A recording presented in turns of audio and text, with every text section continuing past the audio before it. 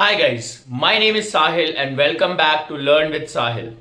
एक सीरीज मैंने स्टार्ट की है जिस सीरीज में हम लोग बेसिक से स्पोकन इंग्लिश के जो टॉपिक्स हैं, जो अंडरस्टैंडिंग आपकी डेवलप करेंगे, वो आपको इस सीरीज में, इस पूरे कोर्स में 15 डेज चैलेंज में मैं बता रहा हूं। तो अगर आपने इससे पहले का वीडियो नहीं देखा है तो प्लीज जाके उसे चेकआउट करें। आज हमारा डे 5 है। डे 5 में हम लोग एक बहुत इंपॉर्टेंट टॉपिक के बारे में पढ़ेंगे जो है हैज, हैव और हैड। अब देखिए, मैं जानता हूं कि आप में से बहुत से लोगों को हैज हैव हैड आता होगा, आपको कॉन्सेप्ट भी पता होंगे, बट वही प्रॉब्लम हमारे साथ आती है कि जब हम यूज करते हैं तो उसे गलत यूज कर देते हैं।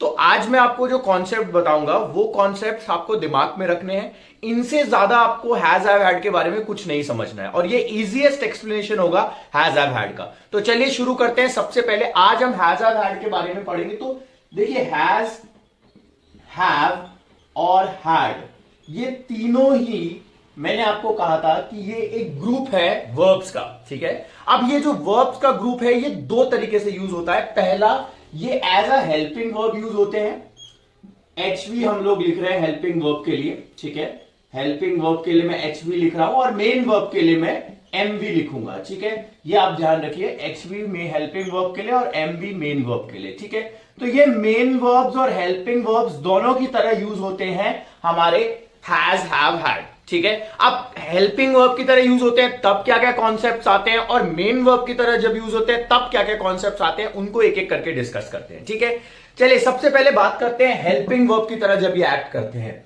देखो, एक चीज मैंने आपको पहले की क्लासेस में बताई थी, मैं फिर से रिपीट कर रहा हूं। जब भी कोई वर्ब हेल्पिंग वर्ब बनता है तो उसके बाद मेन वर्ब आता है और मेन वर्ब की कौन सी फॉर्म आएगी वो हमारा हेल्पिंग वर्ब का ग्रुप डिसाइड करता है। दोबारा से मैं रिपीट कर रहा हूं, अगर किसी सेंटेंस में कोई हेल्पिंग वर्ब बन रहा है तो उसके बाद मेन वर्ब आएगा और अगर मेन वर्ब आ रहा है तो मेन वर्ब की कोई फॉर्म आएगी ना। 4 फॉर्म्स हमने डिस्कस की थी पिछली क्लास में, तो वो 4 फॉर्म्स में से कौन सी फॉर्म आएगी वो फॉर्म हमारा हेल्पिंग वर्ब का ग्रुप डिसाइड करेगा। यानी कि यहां पे जैसे डू, डज, डिड के ग्रुप में हमने क्या कहा था कि फर्स्ट फॉर्म आएगी। यहां पे हैज, हैव, हैड के केस के अंदर अगर has, have, had helping verb बन रहे हैं तो उनके बाद में मेन वर्ब की थर्ड फॉर्म आएगी। ये आप याद रखेंगे, ये यूनिवर्सल रूल है इंग्लिश का कि मैंने आपको कहा जब ये हेल्पिंग वर्ब बनेंगे तो इनके बाद वर्ब की कौन सी फॉर्म आएगी, थर्ड फॉर्म आएगी। ये यूनिवर्सल रूल है। यूनिवर्सल रूल का मतलब यह है कि ये रूल कभी ब्रेक नहीं होगा, आप इसे याद रखें। मैं आपको चैलेंज कर रहा हूं, कहीं पे भी ऐसा नहीं होगा कि हैज, हैव, हैड के बाद में फर्स्ट फॉर्म आ गई या सेकंड फॉर्म आ गई या फोर्थ फॉर्म आ गई, हमेशा थर्ड फॉर्म आएगी, ये ध्यान रखिएगा। ठीक है, तो हेल्पिंग वर्ब जब ये बनता है तो इसके बाद थर्ड फॉर्म आती है, ये आपको क्लियर होना चाहिए, पहला कॉन्सेप्ट। ठीक है, कॉन्सेप्ट नंबर 2 के बारे में बात करते हैं। अब देखो, कॉन्सेप्ट नंबर 2 ये है कि जब भी हम हेल्पिंग वर्ब की बात करते हैं, जब भी हम हैज, हैव, हैड को हेल्पिंग वर्ब बनाते हैं तो उसके अंदर हमेशा याद रखना, हम हमेशा पास्ट के टाइम की बात करते हैं। चाहे हैज यूज हो, चाहे हैव यूज हो, चाहे हैड यूज हो, हमेशा वो पास्ट के सेंस को शो करेगा, पास्ट के टाइम को डिनोट करेगा। जनरली हम हैज, हैव को सोचते हैं कि यार ये तो प्रेजेंट में यूज होता है और हैड पास्ट में यूज होता है। नहीं बच्चे, गलत है, ये गलत कॉन्सेप्ट है। हैज, हैव, हैड तीनों ही अगर आप हेल्पिंग वर्ब की तरह यूज कर रहे हैं तो वो हमेशा पास्ट के सेंस को डिनोट करेंगे, पास्ट टाइम को डिनोट करेंगे। ठीक है, दोनों ही। अच्छा, थोड़ा अलग अलग कर लेते हैं इनको, हैज और हैव को अलग ले लेते हैं और हैड को अलग ले लेते हैं। ठीक है, लेकिन मैंने आपको क्या कहा, दोनों ही केसेस में सेंस किसका आएगा, पास्ट का सेंस आएगा। यहां भी पास्ट का सेंस आता है और यहां भी पास्ट का सेंस आता है। ठीक है, लेकिन अब इनमें डिफरेंस क्या है, देखो, हैज और हैव जो होते हैं ना वो हमेशा रीसेंट पास्ट का सेंस देते हैं। किसका, रीसेंट पास्ट, मतलब अभी अभी जो पास्ट हुआ है। यानी यहां पे मैं लिख देता हूं रीसेंट पास्ट। रीसेंट पास्ट को हमारा हैज, हैव, हैड शो करते हैं। ठीक है, और जो हैड होता है वो हमारा एक फार, मतलब पुराना एकदम, मतलब हम जो कोई काम बहुत पहले हमने किया हो उसको हम डिनोट करते हैं हैड से। ठीक है, सो हम ये कह सकते हैं वे बैक इन पास्ट। क्या बोल सकते हैं, वे बैक इन पास्ट। ये सेंस आता है हमारा हैड का जब ये हेल्पिंग वर्ब बनते हैं। ठीक है, तो हैज, हैव के साथ थर्ड फॉर्म आएगी तो वो रिसेंट पास्ट को डिनोट करेगा और हैड के साथ थर्ड फॉर्म आएगी तो वो वे बैक इन पास्ट। ठीक है, मतलब कॉन्सेप्ट ये है कि कोई काम अगर आपने अभी अभी कंप्लीट किया है तो उसमें तो आप हैज, हैव के साथ थर्ड फॉर्म लगा दो और कोई काम आपने बहुत पहले कंप्लीट किया है तो उसमें हैड के साथ वर्ब की थर्ड फॉर्म लगा दो। ठीक है, ये आपके कॉन्सेप्ट्स हैं। अगर टेंसेस की बात करोगे, टेंसेस वैसे मैं आने वाले चैप्टर्स में, आने वाले लेक्चर्स में आपको टेंसेस का इजीएस्ट एक्सप्लेनेशन दूंगा, लेकिन अगर आप टेंसेस की बात करें तो ये तो होता है प्रेजेंट परफेक्ट और ये होता है पास्ट परफेक्ट टेंस बनता है। ठीक है, मैं लिख देता हूं यहां पे, ये तो टेंस बनता है प्रेजेंट परफेक्ट। अगर हैज हैव के साथ में अगर आप थर्ड फॉर्म लगाओगे तो ये बन जाएगा प्रेजेंट परफेक्ट टेंस, और अगर हैड के साथ लगाओगे तो ये बन जाएगा पास्ट परफेक्ट टेंस। ठीक है, ये आपको समझना है। मैं आपको फिर भी एक चीज बोलूंगा कि टेंसेस या कुछ भी पढ़ने से पहले आप वर्ड्स पे मत जाओ। अगर आप वर्ड्स पे याद करोगे, जैसे परफेक्ट टेंस आपने याद कर लिया तो हम यूज नहीं कर पाएंगे। इससे बेटर अप्रोच क्या होती है कि आप यूजेज याद रखो कि क्या यूज होता है। हैज हैव के साथ थर्ड फॉर्म लग गई तो वो अभी अभी रिसेंटली जो मैंने काम अभी किया है उसको डिनोट करेगा। हैड के साथ थर्ड फॉर्म लग गई तो कोई काम मैंने बहुत पहले किया है उसको डिनोट करेगा। ठीक है, ये कॉन्सेप्ट समझ लो, इसके अलावा आपको कुछ नहीं समझना है। ठीक है, हैज हैव और हैड तीनों एग्जाम्पल ले लेते हैं एक एक। ठीक है, जैसे मैंने कहा मैंने खाना खा लिया, मान लो मैंने बोला अभी अभी खाना खा लिया, तो मैं क्या बोलूंगा, आई हैव, अब थर्ड फॉर्म लगेगी, ईट फर्स्ट फॉर्म होती है, सेकेंड एट और थर्ड फॉर्म ईटन। तो आप क्या बोलोगे, I have eaten my food. ठीक है, मैंने अपना खाना खा लिया, इसका मतलब क्या है, मैंने अभी अभी खाना खा लिया, इसका ये मतलब है। ठीक है, अब मैंने कहा कि यार मैंने वो पार्टी अटेंड करी थी 2 साल पहले, तो अब 2 साल पहले तो बहुत पहले की बात कर रहे हो ना, तो उस केस में आप क्या यूज कर सकते हो, I had eaten my food. क्या बोल सकते हो, I had eaten my food. समझ में आ रहा है? तो ये हमारा क्या, sorry I had eaten my food नहीं होगा, I had attended the meeting होगा। ईटन इसलिए नहीं हो रहा है क्योंकि ये काम मैंने आपको दूसरा एग्जाम्पल बताया, आई हैड अटेंडेड हिज वेडिंग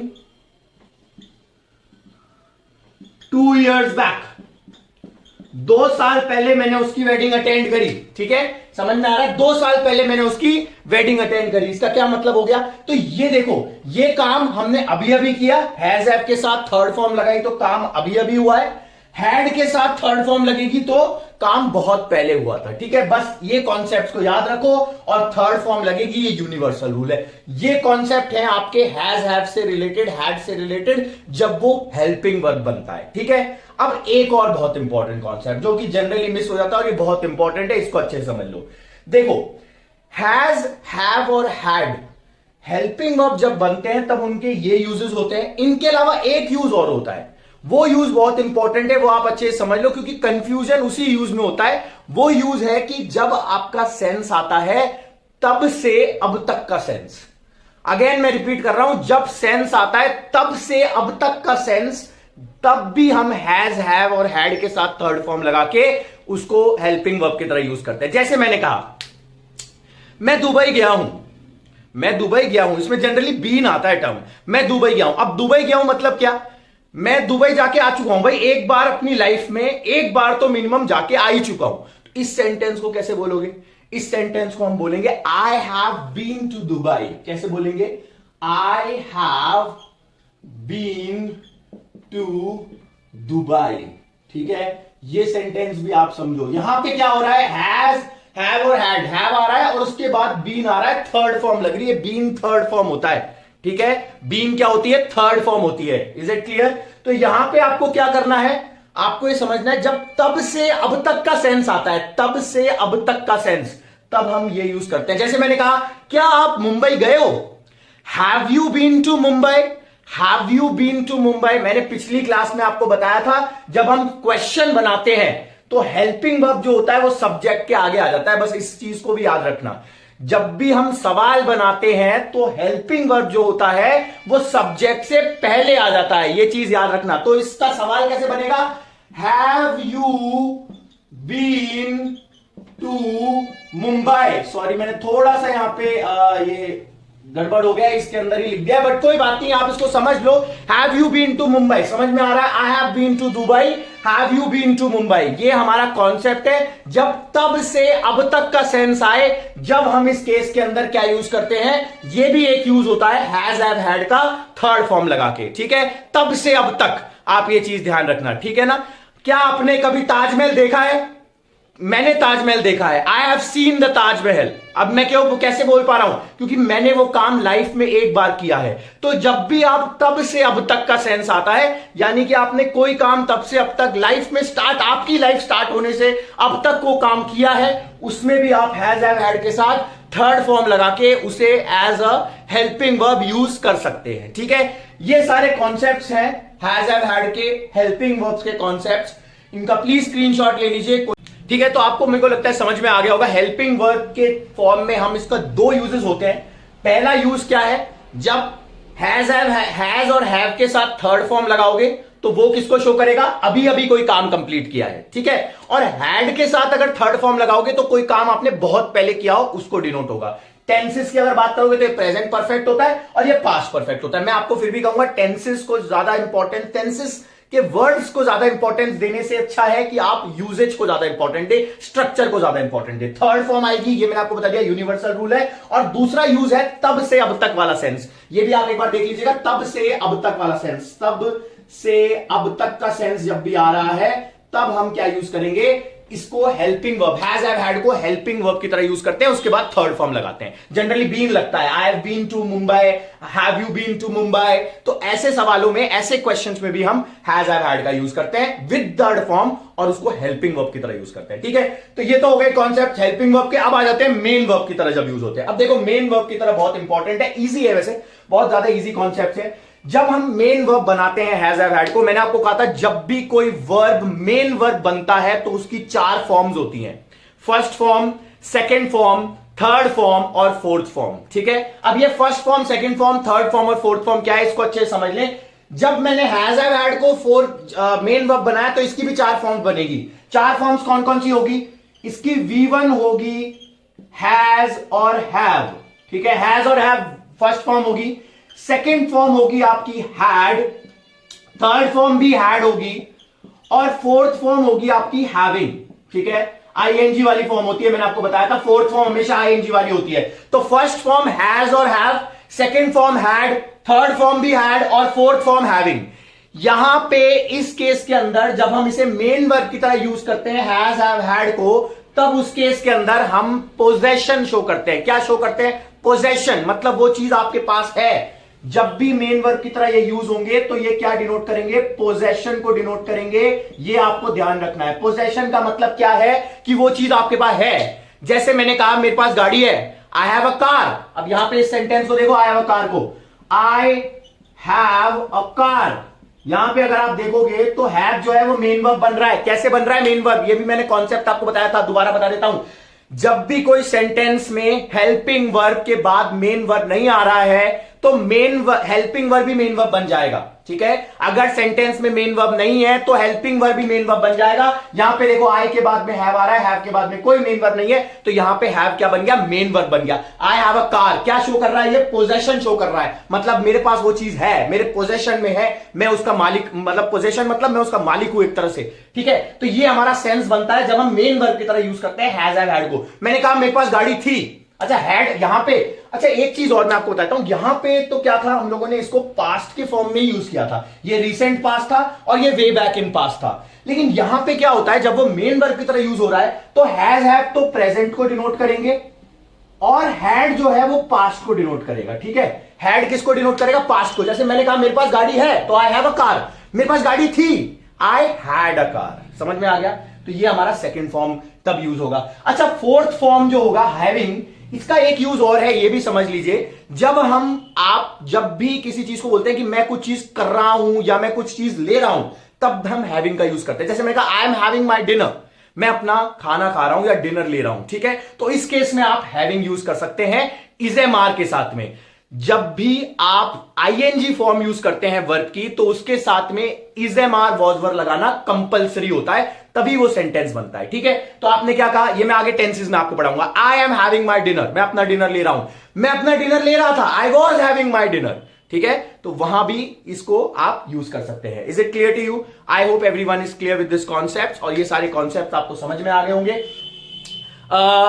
अगर आपको ये वीडियो अच्छा लगा हो तो चैनल को लाइक करें, मुझे आप चैनल को सब्सक्राइब कर सकते हैं, और अगर कोई भी डाउट्स हो, कुछ भी आपको पूछना हो तो आप कमेंट बॉक्स में डाल सकते हैं।